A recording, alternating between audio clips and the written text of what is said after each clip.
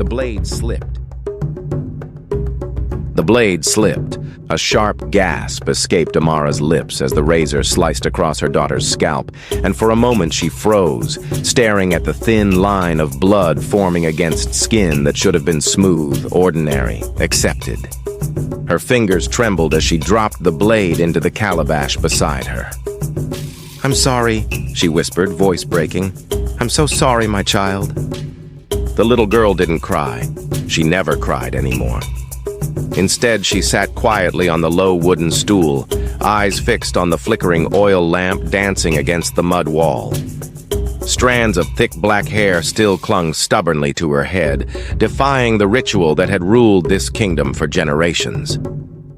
"It will grow again, Mama," the girl said softly. "It always does."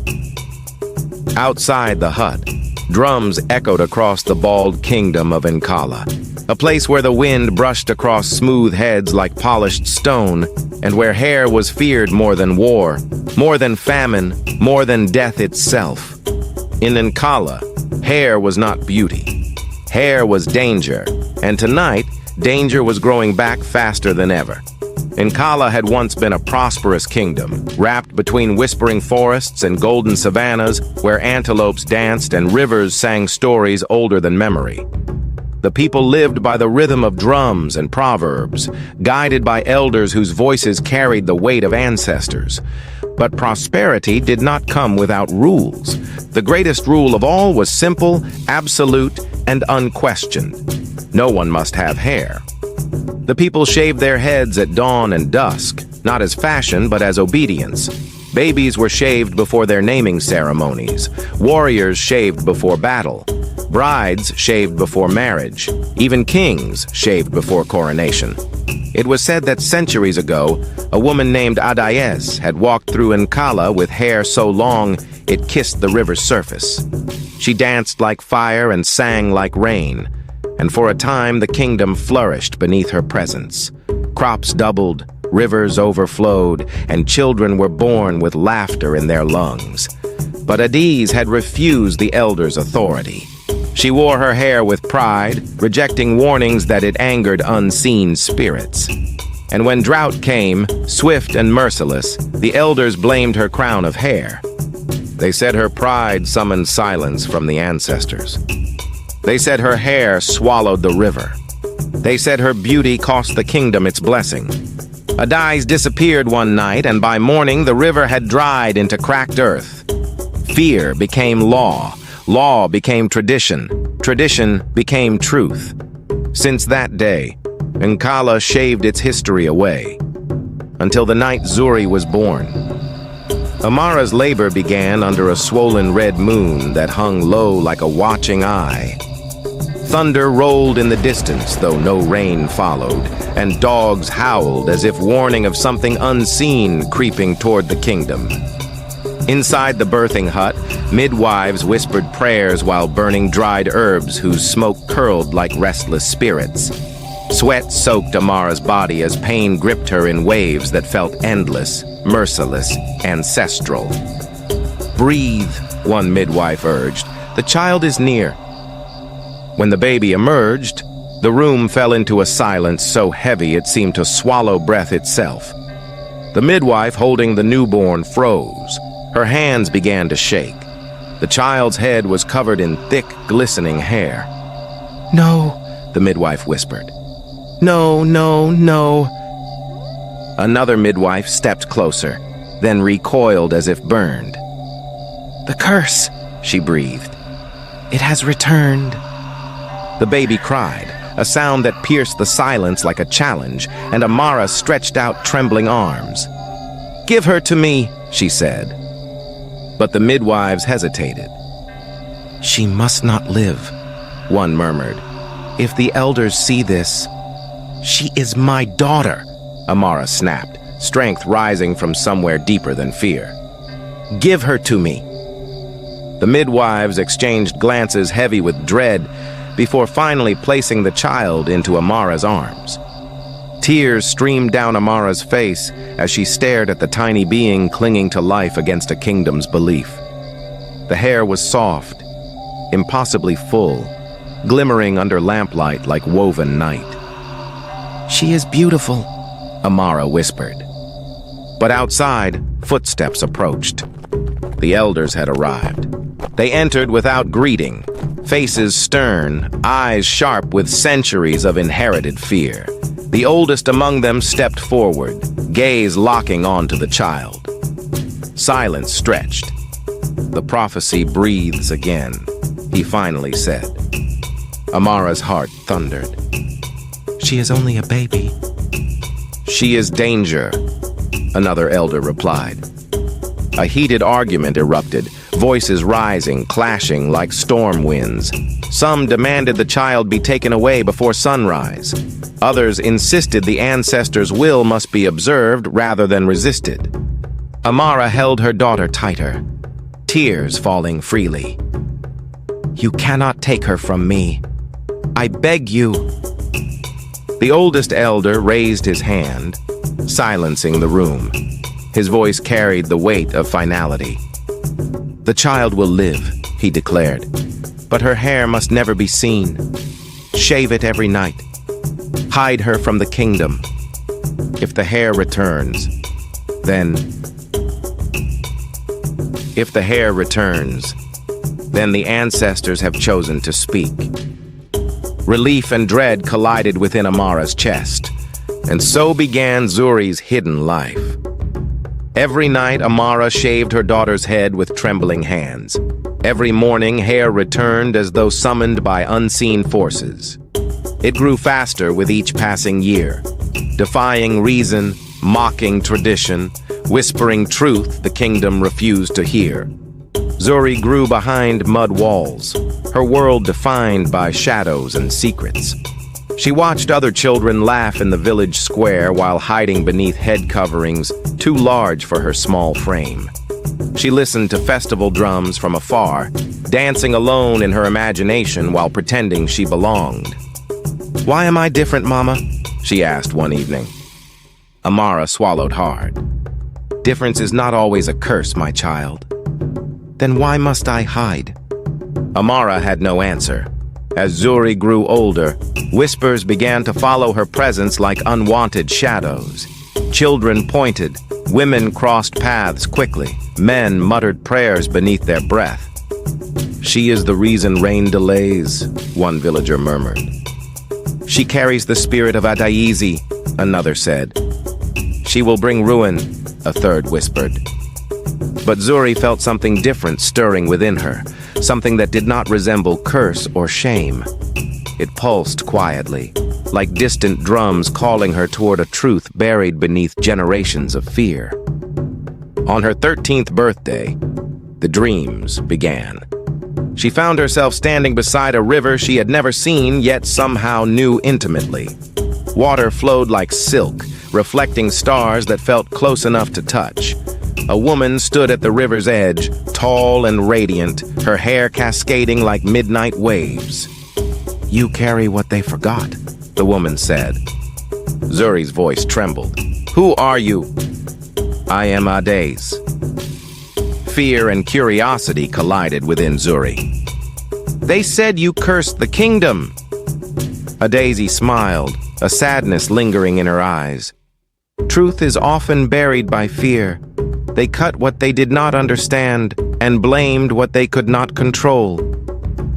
Zuri stepped closer. "Why do I have hair?" "Because the river remembers," Adaisi replied softly. "And you are its echo." Zuri woke with tears on her cheeks and an unshakable sense that her existence held meaning far beyond the whispers of villagers. Days later, the kingdom's first sign of catastrophe arrived. The river began to shrink. At first, villagers dismissed it as seasonal change. But as weeks passed, cracks formed along the riverbed, crops wilted beneath relentless sun, and livestock wandered restlessly in search of water that no longer existed. Fear returned to Nkala like a forgotten ghost. Elders gathered daily, performing rituals that once guaranteed rain.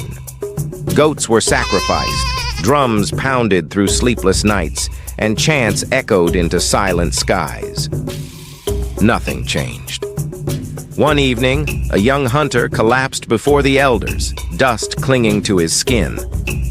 "The river is dying," he gasped.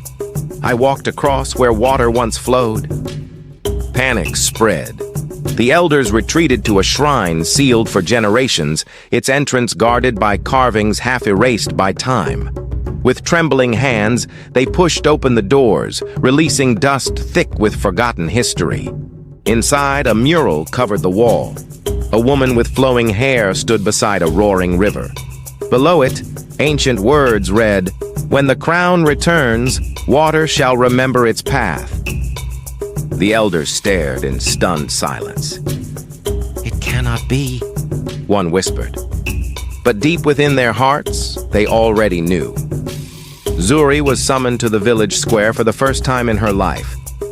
Villagers gathered, murmurs swelling into anxious waves as Amara led her daughter forward.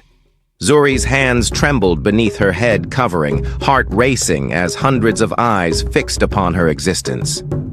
The oldest elder stepped forward.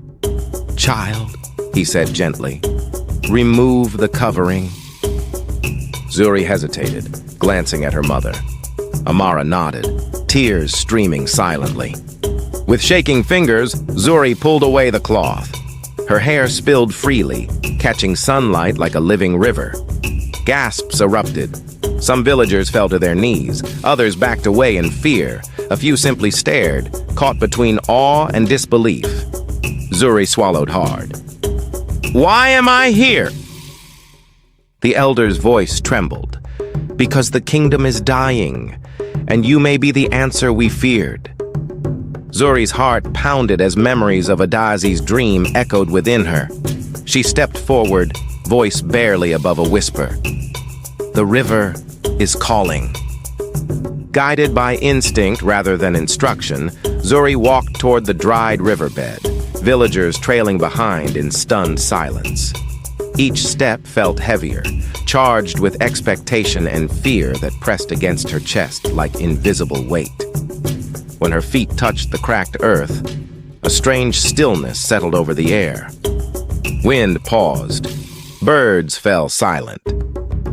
Zuri closed her eyes. "I don't know what I'm supposed to do," she whispered. Then a daisy's voice echoed softly within her mind. "You do not command the river. You remember it." Zuri took a deep breath and stepped further into the riverbed. Her hair lifted as though touched by unseen hands, strands floating like water defying gravity.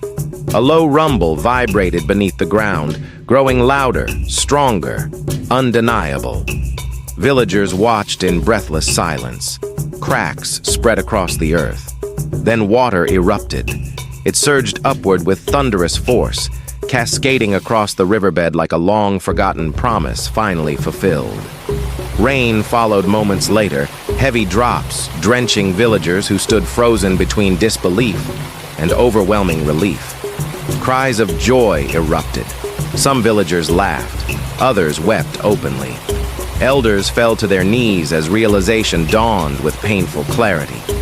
They had feared the very blessing meant to save them. When the rain softened into gentle drizzle, the oldest elder approached Zuri with tears in his eyes. "Forgive us," he said quietly. "Fear blinded our truth." Zuri looked around at the kingdom that had hidden her existence yet shaped her destiny. "You did not curse me," she said softly. "You forgot yourselves." The elder bowed his head. "Will you rule Nkala?" he asked. Zuri shook her head. "I was not born to rule. I was born to remind." Days passed, and the kingdom slowly transformed. Children began growing hair again, greeted not with fear but celebration. Women braided strands with pride. Men allowed curls to form beneath sunlight. Nkala's history, once shaved away, returned with every growing strand. Zuri stood beside the restored river one evening as Amara joined her. "You saved them," Amara whispered. Zuri smiled gently. "No, Mama. Truth saved them." Amara hesitated before asking, "Will you stay?" Zuri gazed across the flowing water, sensing distant paths calling her beyond Nkala's borders. "I don't know where the river leads," she admitted, "but I think my story doesn't end here." Amara embraced her tightly. "Wherever you go, remember, you were never a curse." Zuri's eyes glistened. "And neither were you, Mama." At dawn, Zuri left Nkala quietly, walking along the river's path as sunlight painted the horizon in hues of gold and promise. Villagers watched from afar, heads crowned with hair that now symbolized remembrance rather than fear. The bald kingdom was bald no more. But Zuri's journey had only begun. Years later, elders would tell children the story of the mysterious girl with hair who saved a kingdom from its own fear. They would speak not with shame, but reverence, teaching that difference is not danger and that truth often hides beneath traditions left unquestioned. And beside the river that once dried into silence, a new proverb emerged, whispered across generations like sacred truth. "Be careful what you call a curse. It may be the answer you prayed for."